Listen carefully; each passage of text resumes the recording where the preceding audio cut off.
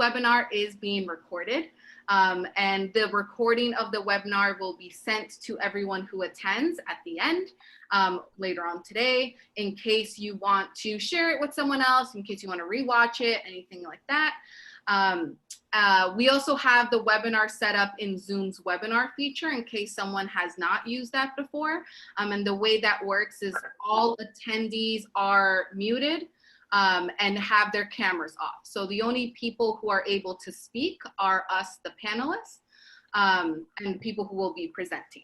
If anyone at any point has any questions related to what we're going to be talking about today, we ask that you please use the Q&A section on Zoom, and that should be located on the bottom bar. It should say Q&A.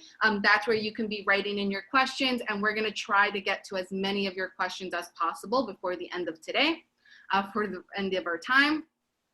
If there are youth on this call right now who are participating in SYP Summer Bridge, at the end of this webinar, once I close the meeting off, when it's over at like around 1 p.m., there will be a window that pops up with a survey. All SYP youth, it is required for you to fill out that survey. That is how we are tracking attendance. That is how we are going to be sending that to DYCD and also to your SYP supervisors to ensure that you are marked as present for attending today's webinar. If anyone has any other questions, again, you can feel free to write them either in the chat, or if it's related to the questions or with what our panelists are going to be talking about, please write them in the Q&A section. Okay? So thank you for all that. And now I'm going to pass it off to our two panelists that are going to be joining me today. So I'll give them a little bit of time to introduce themselves to you all and talk about, introduce themselves and also the organizations that they work with.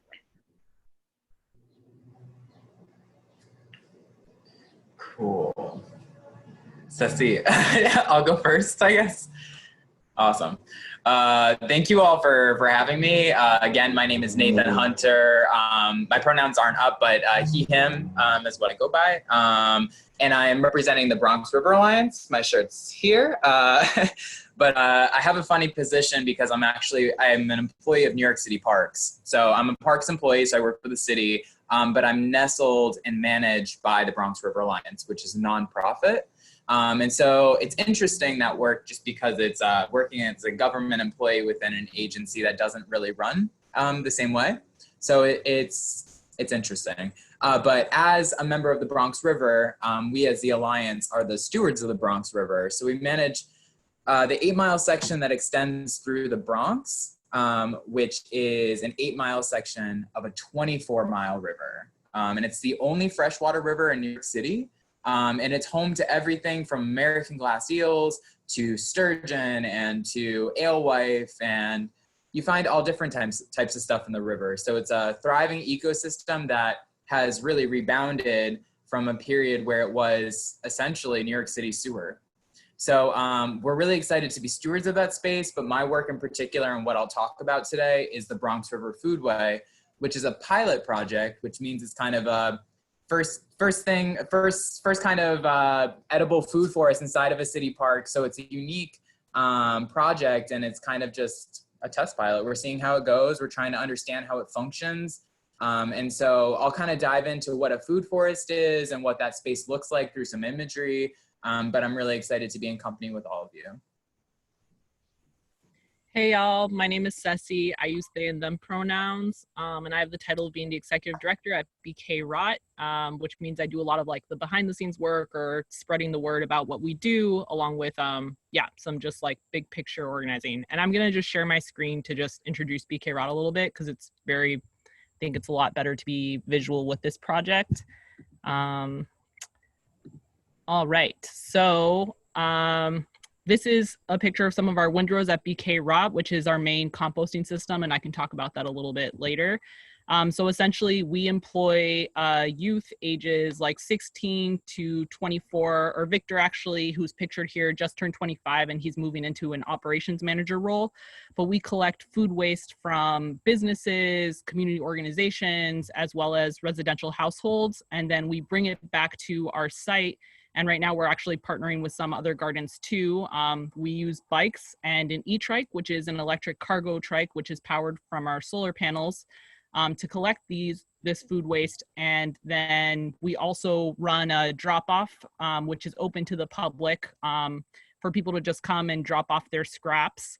And then we process that all. It's like by hand. It's a lot of really intense labor moving these windrows, and create compost, which then we sift some, or sometimes people take it unsifted, and then it goes on to a lot of community gardens, or these are all pictures that people have like sent us or taken of things that they're growing out of our compost. So it's pretty amazing to see something that was once waste now going into supporting like food in our communities, or people using it for tree pits, or these different things. And yeah, I'm excited to be with y'all today and happy to take like any questions as they come up as in thinking about like this type of regenerative work. Great, thank you.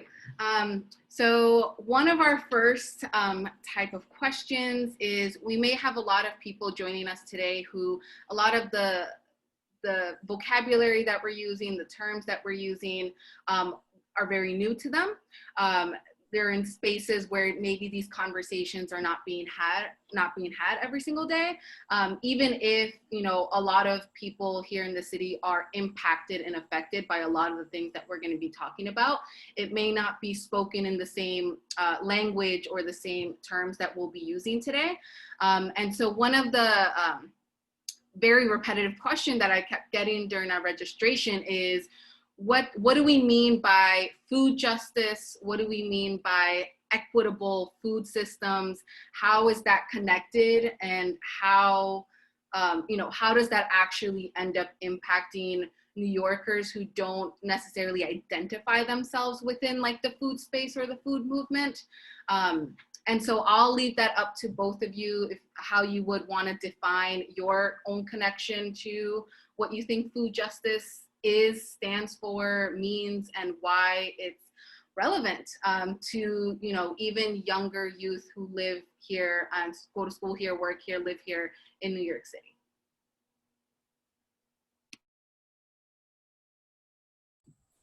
I can go first, I guess, this time. Great.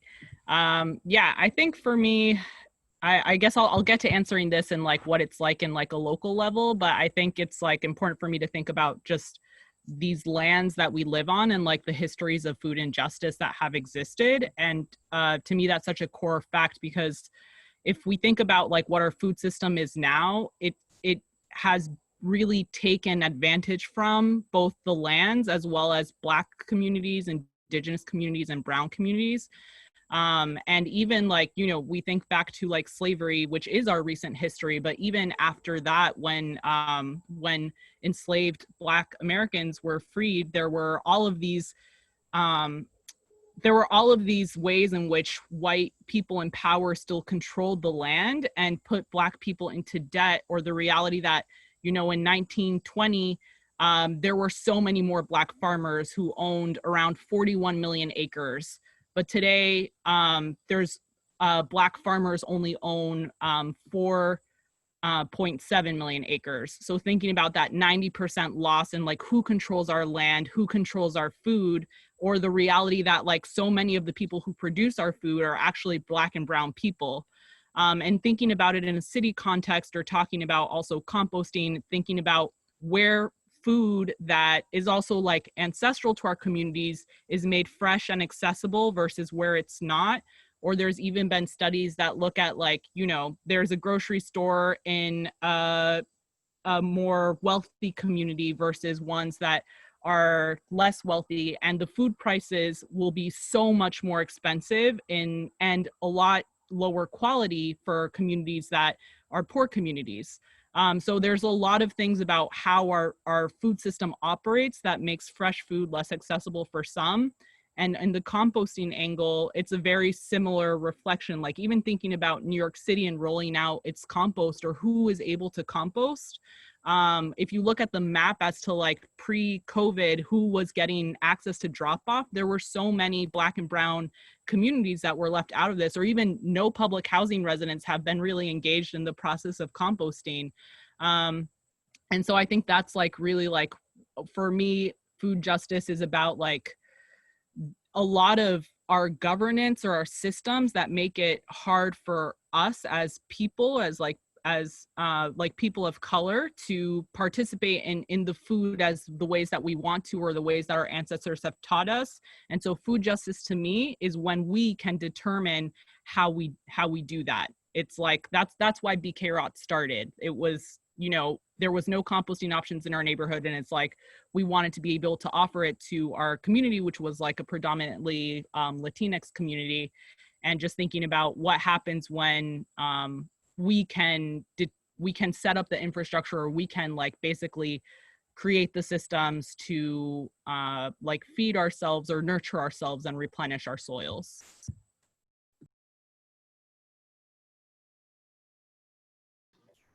Couldn't have asked for a better intro. That like very much resonates, I think, with my understanding and my belief system, kind of what equitable food justice looks like. It's really, I think, a grassroots-led movement, and it's really just meeting people where they're at and getting them what they need. It's a very mutual service, and I'm going to share my screen and just kind of explain, I think, what's exciting about the Foodway in particular is this idea of who has the right to plant stuff, who has the right to access things, the whole conversation of foraging. Let me just share, and then I can kind of go into things. Not what I meant to share. Can you tell I'm new? Hang on. Here we go. So can you see right now? You should be seeing two towers. Yeah, awesome. So yeah, this is what the concrete plant park looked like. It was a abandoned concrete factory on the left side. And when this photo was taken, there were about 60, 70 people living in the structures, because at the time, in the late 80s, it was shut down and it was left derelict, but it still had running water and electricity. So it became quite a, you know, easy spot to live. But the neighborhood was very concerned about the site and wanted access to the river. And this was shortly after, this photo is the early 2000s, but it was the 80s, it was shut down. And we can remember the history of the Bronx during the 70s, 80s, 90s was one of just tragedy, really, and destruction and being left out. And so what I love about the story of this park in particular was it's that exact community that had just survived this who then claimed it. And what they demanded was first access to the river, which is why the Bronx River became affiliated with this park, as we are some of the folks who manage the banks of the river, the parks and things like that. We pick up trash and do various things. But in particular, this park became a hot subject because it's at the intersection of neighborhoods and communities, in a neighborhood where Robert Moses did a good job slicing the communities using highways to divide literal neighborhoods. So in this image on the left, you'll see the Sheridan if you were to look to the left in the image, and straight in the back, that bridge you see is actually the 6 train. That's Whitlock Avenue. The stop is right beside the park.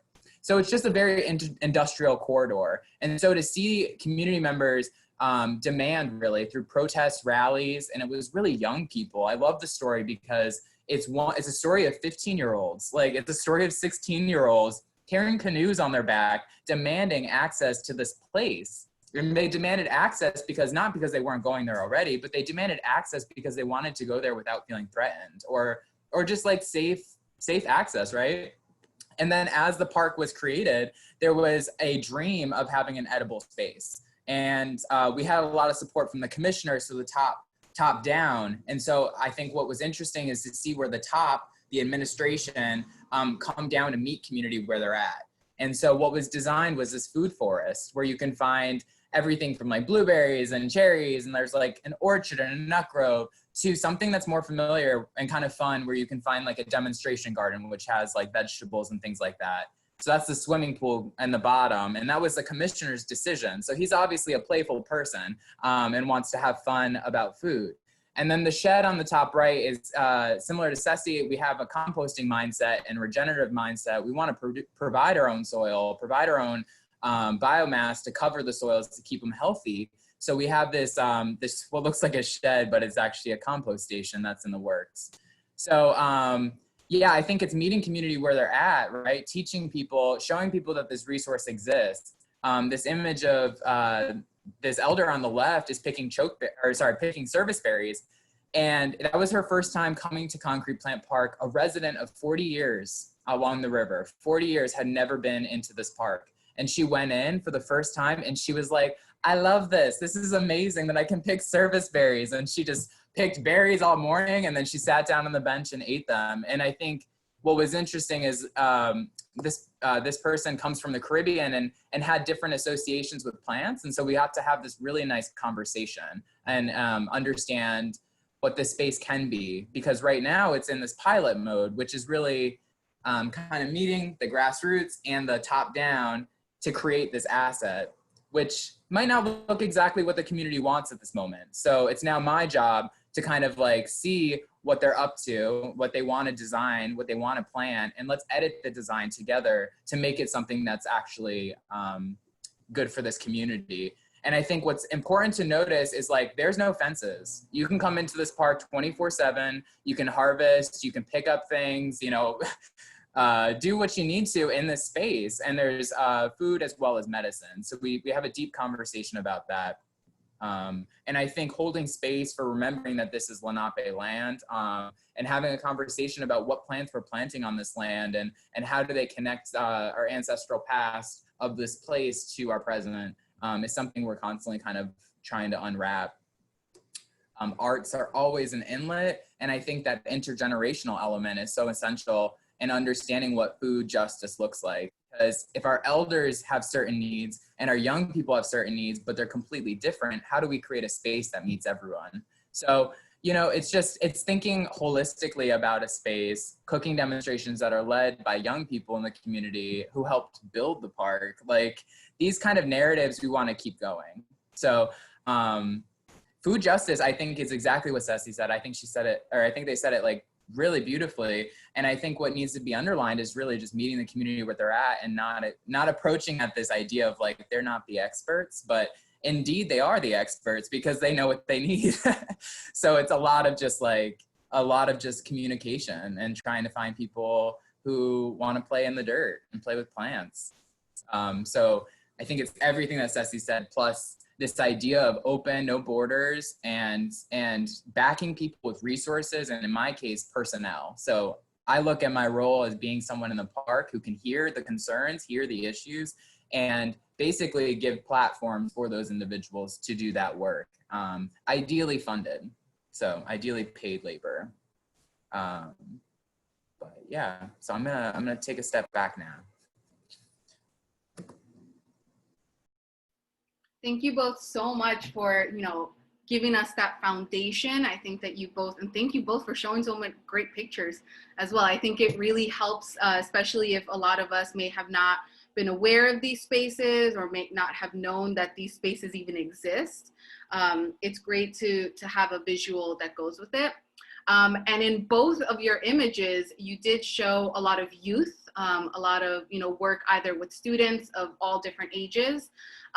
So I would love if you can both, you know, speak a little bit more about your work with New York City youth. And youth can mean anything, you know, from young school children all the way to, you know, like early 20s, however you want to define what youth means here. But I know like Ceci's organization is very much youth-led in a lot of the work that you do. And Nathan, you showed great images of what looked like field trips, like students going in groups to explore this space. There are so many schools located around Concrete Plant Park. And so it's great for these schools to be able to use that space as well as a learning area. So whoever would want to take that on first, just to speak a little bit more about how you and your organizations work and try to be inclusive of youth within your work. Cool. Yeah, I can go. I guess I can just. So we, BK Rot really started, I guess, as our founder, Sandy Nurse, who started BK Rot in 2013, was actually doing bike deliveries, and had this moment of like, instead of delivering food, we should be dealing with like our waste issues. And then she took it one step further in her mind and was like, actually, like, I shouldn't be the one being paid. It should be local youth who live in these places who are the ones who do this work as like a work that youth can do, and we can empower them in it as well. And so that was really what started BK Rot. And from the start, it was, when I started getting involved with BK Rot in 2016 as just like a volunteer, I was so impressed and moved by a space that really like held youth to their highest power. Like, a lot of times youth are unsupervised in doing this work. I mean, they're given the structure to do it, but it's like, okay, we have our drop-off manager who we know is like able to hold down the site, answer questions about how the process is, communicate with community about how it's done. Or we have riders who have their shift, and it's not like we're out there trailing them to see that they're picking up every single stop, but we create these structures that are like supportive, and then also they learn a lot of sense of teamwork. They know if they get slowed down on their job, it then slows up the next person who's waiting for them to use that bike to go out. And seeing all of the work that's involved in transforming like food to compost, it's like you start to become part of something that's like bigger than you.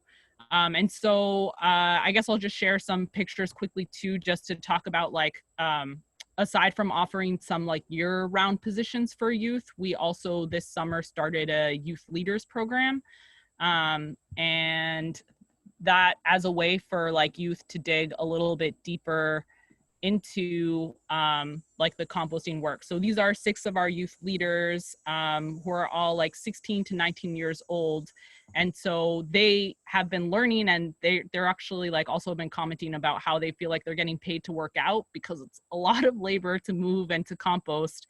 But on top of doing this work of them learning first about how to compost from our site, we then match them up with different community gardens, and they are the ones who are literally creating these windrow piles on their own now, without having BK Rot staff. I mean, someone goes to like check in to see that the process is good, but they know what to do. They know the proportions, they know how to build it.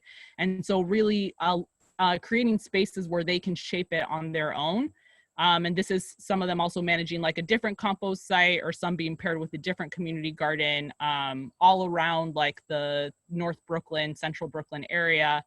And on top of that, we've also been doing workshops with them that go into climate justice and environmental justice, food justice, as well as thinking about how we can use compost application as a way to face the climate crisis or a lot of other environmental crises. This week, we also have a training coming up in like facilitation, or how they can move up and like also spreading the word and getting more involved in advocacy work. Or like we learned also about like a pipeline struggle that's happening, that's going through right near where BK Rot is. So I think for us, it's a lot about not only seeing composting as like a lot of the physical work that we need to do in our communities, but also it's connected to so much more around us. There's ways through composting you can learn about like research, or about how to change policies, or how to create like community systems, or things that actually like help us not just grow our food, but also like help capture more rainwater, or help decontaminate our soils. So many things.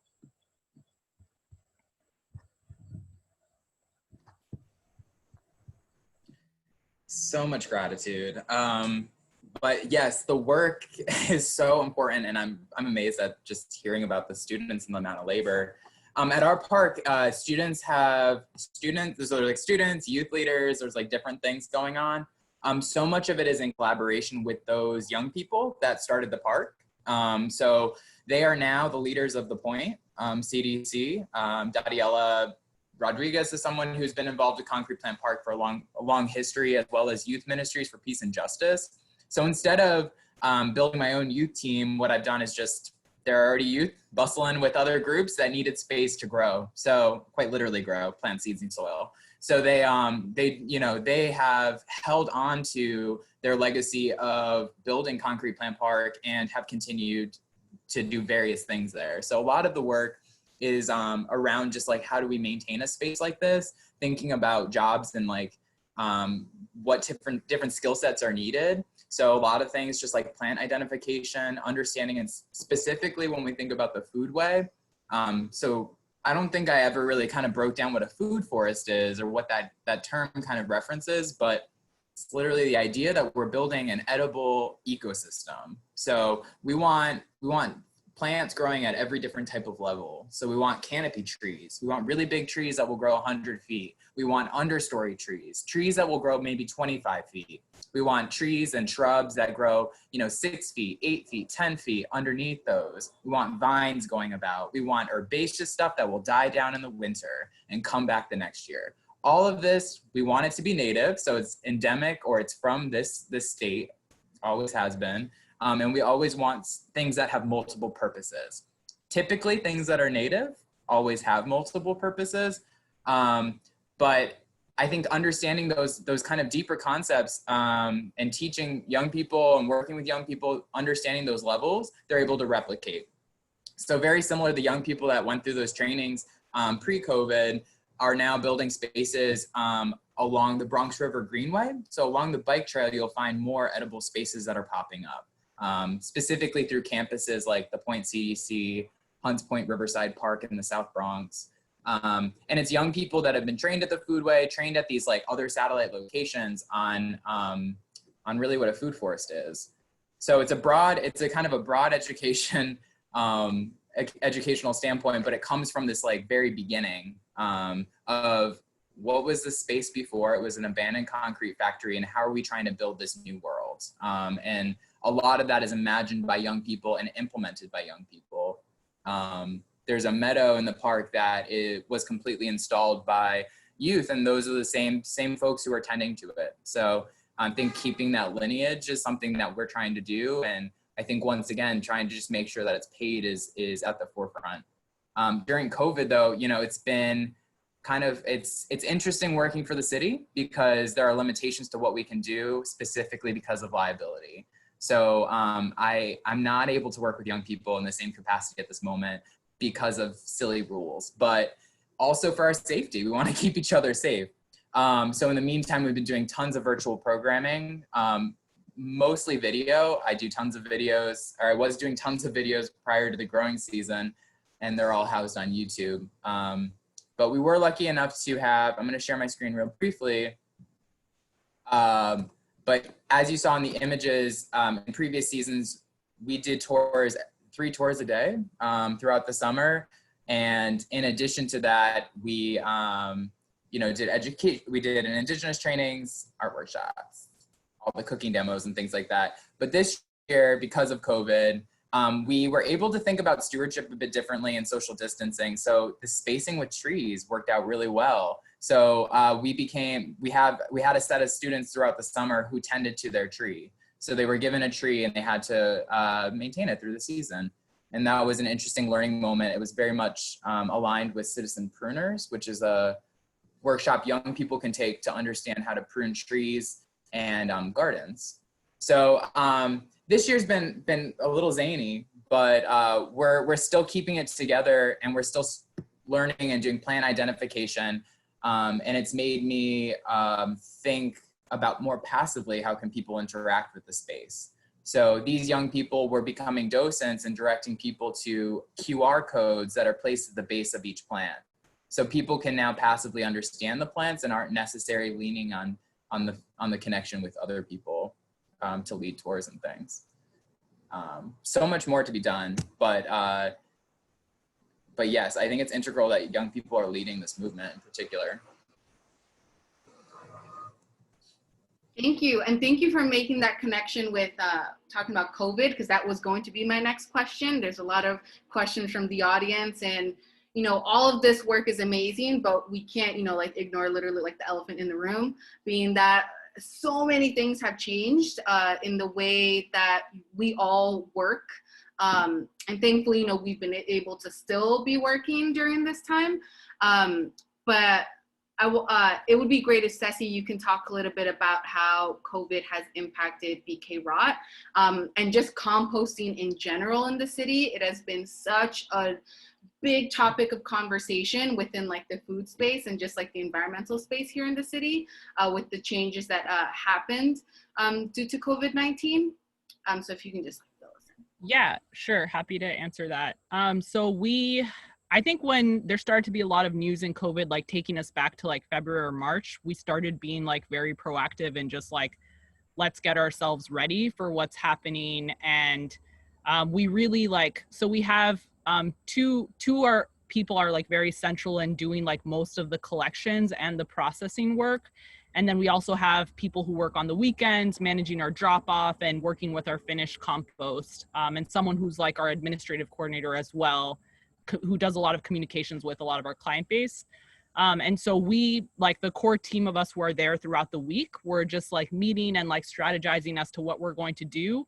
And when COVID first started like arriving here in like the city in this bigger way, we decided like, okay, so as a reminder, we serve both like businesses and also residential clients, and we're like, let's pause our residential services for like a couple of weeks as the city is going into these like somewhat lockdown modes, and that's a lot of points of contact for our riders, and let's just prioritizing servicing our business entities right now until, because we were also scared, or you don't know yet this landscape, and so we stopped our drop off, we stopped our residential collection. And we also had like, you know, our riders started wearing reusable gloves. We had alcohol-based spray. We would disinfect everything. But then as we started to learn more about COVID and, you know, actually like our compost piles get so hot, I haven't mentioned this yet, but because of like a lot of microorganisms, it can get up to like 160 degrees inside of those piles. So actually, if there is any traces of COVID that are reaching our like food systems, compost actually would kill the virus. And so we saw, and we also really saw like a lot of the city turning to a lot of waste. You know, there was so much single-use plastics. There was a lot of fear that were causing a lot of us to overbuy things or to like hoard things. And we were like, what is the response that we want to have as like an organization or as this team to this moment of crisis? And for us, it felt really important to like, we consider ourselves essential workers. We collect waste, which is an essential service, and it also goes to supporting agriculture, which is another essential service. So we decided to continue after pausing just our residential services for 2 weeks. We continued collecting from people. We still paused our drop off for like, we opened that back up in June, just because as was mentioned too, when the city was doing a lot of budget cuts because they had to reshuffle their budget in order to respond to COVID, they made a huge cut to composting. And it's just because of a lot of groups that are within the Save Our Compost Coalition doing a lot of advocacy work that I think we were even able to get, like it went from $30 million that the city had for composting to $2 million, somewhere around there. So that's like a 90% cut. And the city announcing that it was going to like restore those 2 million. As I said before, composting was already inaccessible, and post-COVID, it's like even more so. But we've seen the rise of so many different grassroots groups, or we started implementing a system of our drop-off. Like before, people would either chop up the food waste themselves and volunteer, or they would donate a little bit to like, because we see composting as hard labor, and so that helps employ the youth worker who's doing that. So we switched our programs around to have like a lot of bins that are outside of our fence that we then just like take inside and out.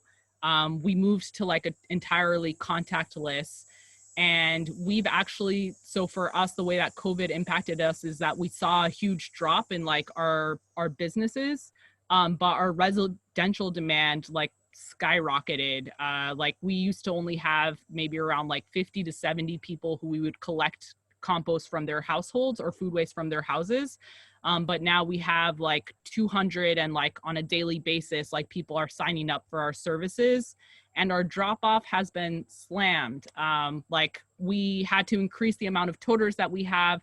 This is why we also had it to expand to partner. We did these like pilot partnerships with different gardens to start using their spaces. Or a lot of gardens also stopped composting because they were like, they couldn't figure out how to have enough people, because composting is a very volunteer-led thing. And because of COVID and social distancing methods, but so on our end, it's like if we're employing like 1 to 2 youth who can physically distance while doing this work, then it allows that labor to be like recognized or valued, and not having that many people in a composting system. Yeah, so just like to just share a little bit for our drop off, just to get like a proportion, it's like we accept like basically our drop off will get on average like 1,200 pounds to 1,300 in like a 3-hour window. And we've even had to close like within one weekend, we closed like after being open for only 2 hours, where we usually are open to 3, just because we received like over 1,300 pounds in those 2 hours. And that's like 11 pounds a minute, which is, and that's as much as our system can take on top of the other inputs that we get. And so we've definitely, as I said, yeah, just like a lot more of a demand. But I think for us, it's like, how have we been able to like maintain practicing safety? And I think it is really important, like as a lot of y'all know, with like a lot of virtual interactions now starting to take place, if we have the possibility of providing jobs that people can do safely, where you still get to interact with peers at a safe distance, we provide everyone with masks. Everyone, you know, I'm always like hounding people to like wash your hands when you enter, when you leave. And so far, none of our team has had any like COVID incidents, which we're really fortunate to. But it's like just that constant practice. And also like, in my opinion, it's like we're trying to shape like the world that we want in this moment. Great. Thank you so much for sharing that. Yeah, there's been a lot of, you know, definitely uncertainty during these times and everything. And with the city's reduction in composting, slashing the composting budget, it definitely shifted a lot of things. And due to social distancing and everything, a lot of programs in both your organizations had to definitely be modified. But some question from the audience, you both mentioned your youth programs but those were very summer based. Do any of you have your organizations or anything that you know of how youth can be involved starting in the fall or winter or even next year? And at the end, just so everyone knows, at the end of this webinar, I am going to be sending you an email with, like I said, the recording of this webinar, but then also the websites, social media handles, all of that information for both of these organizations, in case any of the attendees would want to you know, do their own research and dive a little further in and learn more.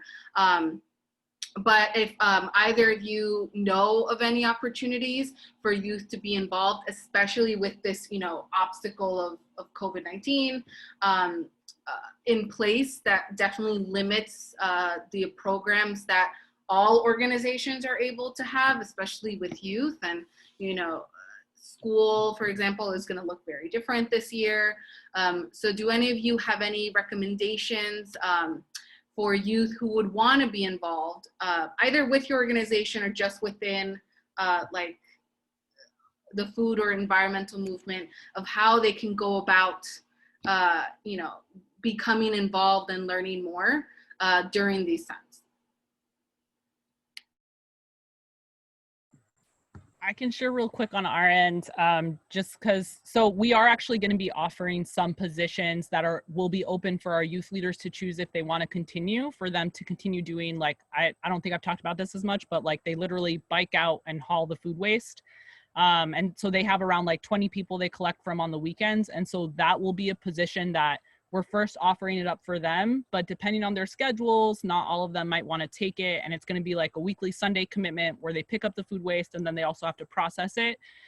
So maybe we will be having some job openings starting up as early as like October. So if we do, I can send out to like the email listserv through here for folks who are interested.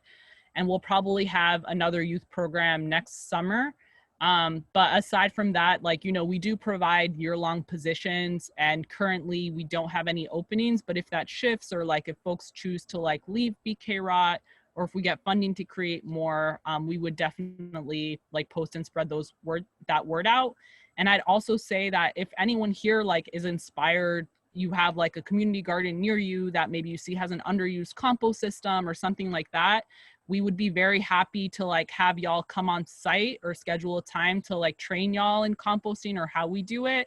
And then you going out to like support your garden in composting. So if anybody's wants to do that, we would be happy to help y'all in that process.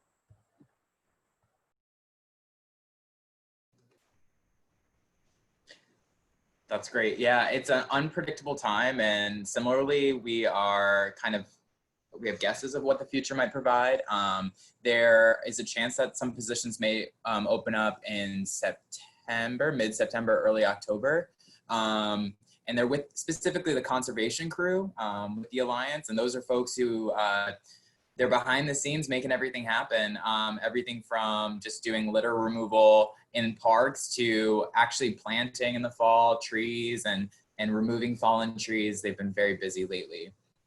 So those positions might open up. I'm in the park 5 days a week, and people stop by all the time to either harvest stuff and forage or to lend a hand. So if you're in the neighborhood and you want to stop by and learn something or just explore the space, you're more than welcome to come out. Obviously, please be mindful of guidelines, just wearing a mask, and we're going to keep social distance. But I love to teach people and show people what's in the space. Formal volunteer opportunities every Monday from 10 to 12 p.m. So only a 2-hour window, starting at Starlight Park, which is just north of Concrete Plant Park. It's a short 5-minute walk. But you can start at Starlight, and if you, that's where registration is, that's where you get a mask and do all the things.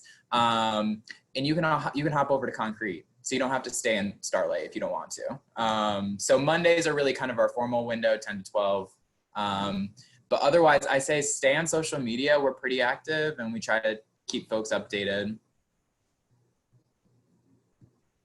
Yeah, that's so great. And I'll be sure to, in the email, I'll put like all your social media handles and everything.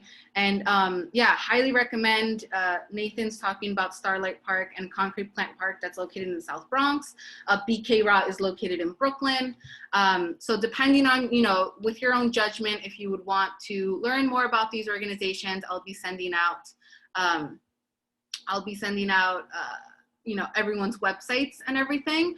And Sarah just put in the chat a website where if you're interested in learning more about community gardens and green spaces in your neighborhoods, you know, what is closest to you, you can definitely use the Green Thumb from the Green Thumb website from the city's park department to figure out, you know, what community gardens are near you. A lot of these community gardens are looking for volunteers, are looking for people to get involved, especially now during COVID, where a lot of these spaces have been closed for, maybe have been closed for a while.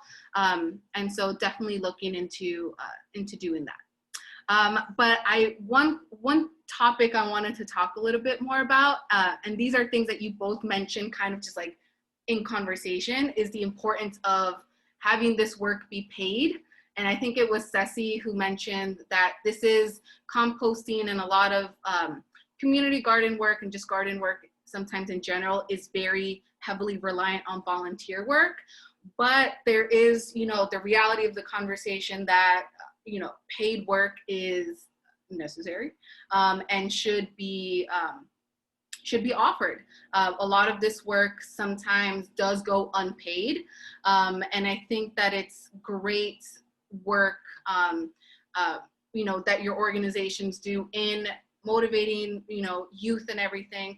But I would love if you can speak a little bit more about, you know, why is it important that people get paid for doing this work, and kind of putting, for me, that just means like putting respect and acknowledging the labor that goes into all of this. But that would be also just great if you can, you know, on your own perceptions of the importance of paid work.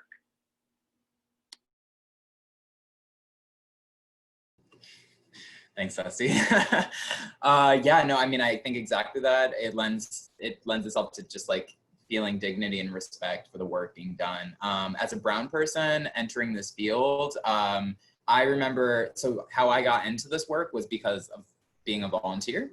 And that's a classic story you'll hear from folks who work in nonprofits in particular. Oh, I volunteered for the organization for 5 years, and then all of a sudden they had a job open and they just offered it to me.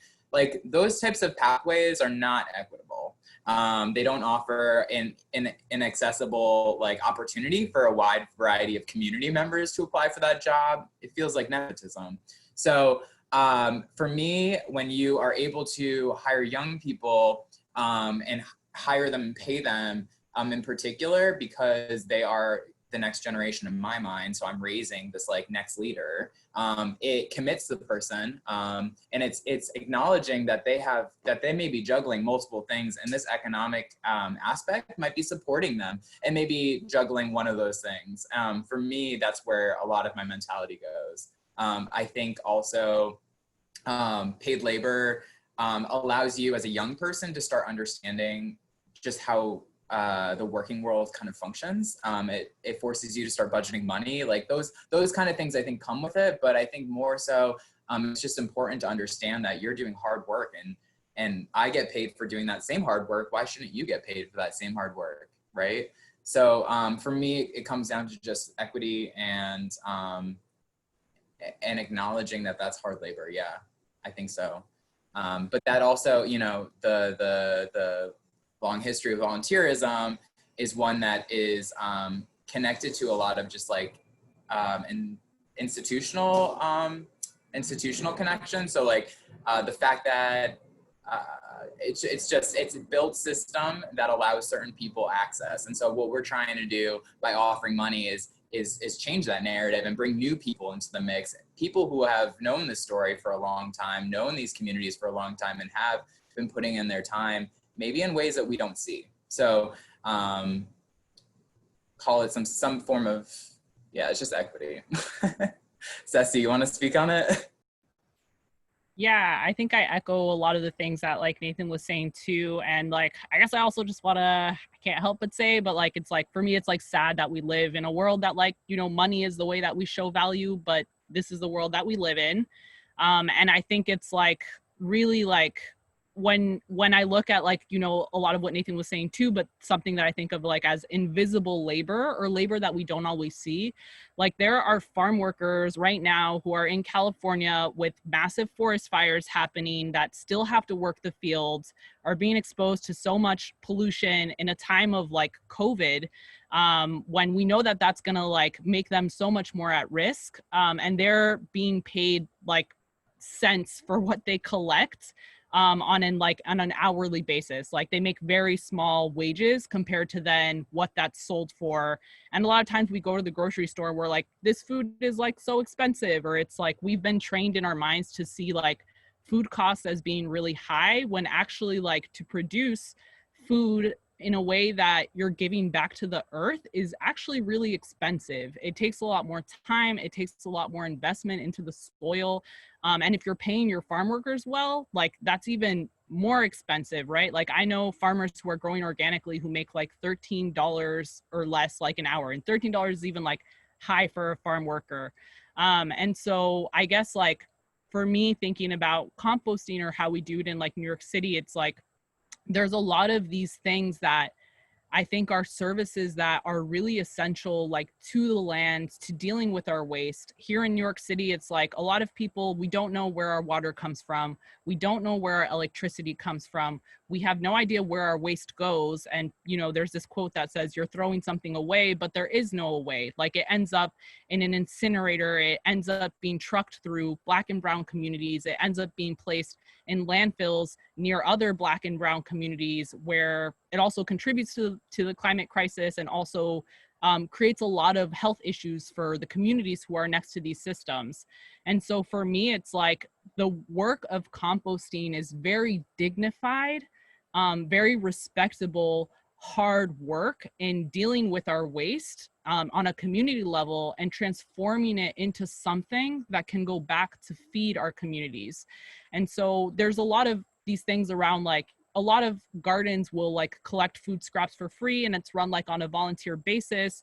And you know, at BK Rot, I remember sometimes people be like, whoa, like why do I have to pay you to like give you my waste? Like, why am I doing that? And it's like, we either would have people donate a small amount for that, or we're like, join us in chopping it up. Like, you chop it up. We're not even asking you to come turn the windrows or come do all of this other work, but just do this basic thing to show and reflect how this is really hard work. And so I think that's a big reason why we believe in like paying youth like living wages, or like, you know, we were paying $15 an hour before that was New York's minimum wage that they had set. And just to show, yes, that this is real work, it's hard work, and it's work that we should be investing in, and we should be showing how like we should be able to offer people jobs that are good for our communities and for our environments. Beautifully said, both of you. I very much agree. That's why I admire so much the work that both your organizations are doing in, you know, involving youth and uplifting them, while at the same time respecting their voices and their ideas, and acknowledging their place in these conversations, and recognizing all the amazing achievements that youth have already done in the past, and how, you know, they really do deserve a seat at the table, right? So we are almost out of time, but I do want to try to get to some of the questions from the audience, and some questions that were put in through like registration. So let me just look at this Q&A. So a lot of it is very specific to composting, and you know, I'm sure like you can, these are questions that Ceci can either answer like later on if you want to type them out, or you know, I can get answers and then send them out to everyone who emailed, who like submitted those questions. But I would just love to kind of end this conversation with talking a little bit more about both of yours kind of career pathways and school pathways, kind of focusing on like, what did you study in order to get involved in these organizations where you're now leaders in. So if you can talk a little bit, you know, in like the last 5 minutes that we have, a little bit about your educational journey, and then also maybe your career and personal journey that led you to the organizations where you're at now.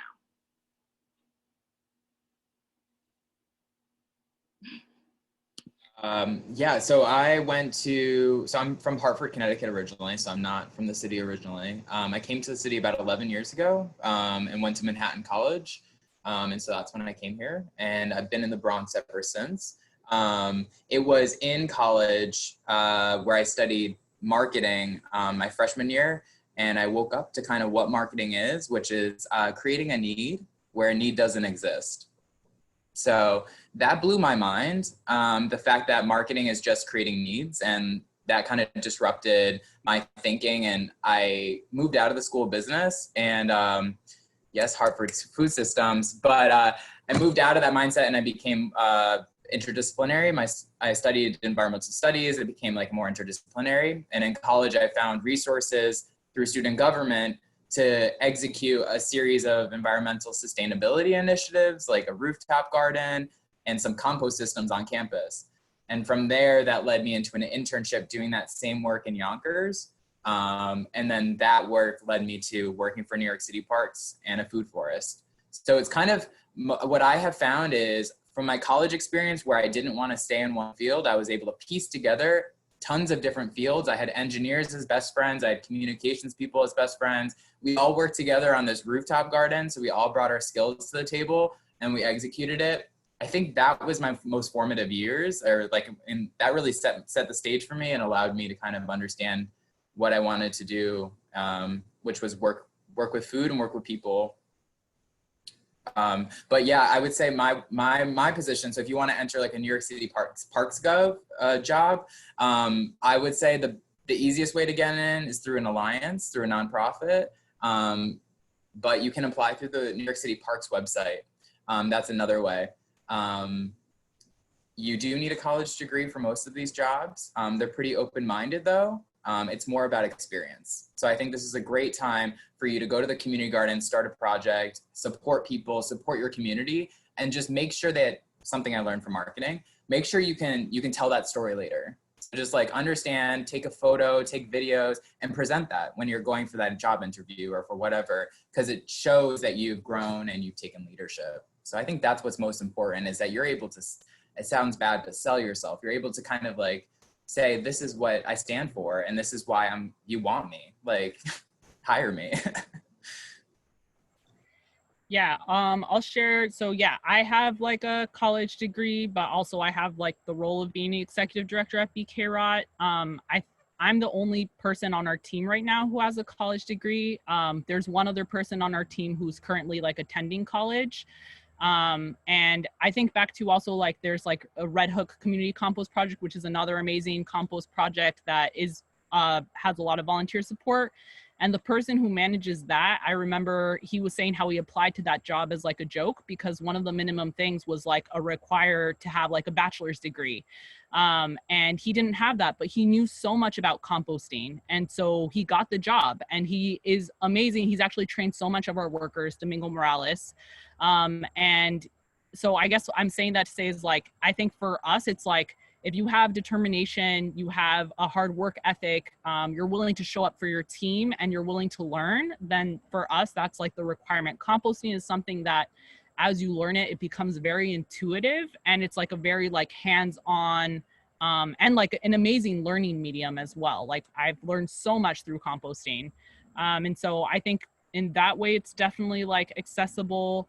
And depending though, like where you want to take your job, right? Because like, you know, there's some people who are using compost to remediate or to like detoxify like hazardous waste, or people who are being like, oh, how can we introduce our immediate ecosystem's intelligence through all these like microorganisms that live there back into our environments through composting. And those things might require like, you know, more research or more studying, or even like people getting like a doctorate. But I think composting is something like, depending what you want to do and where you're at, there's so many different ways that you can take it. Or you could even start composting and then get really excited by things you want to learn and then use that as your focus later.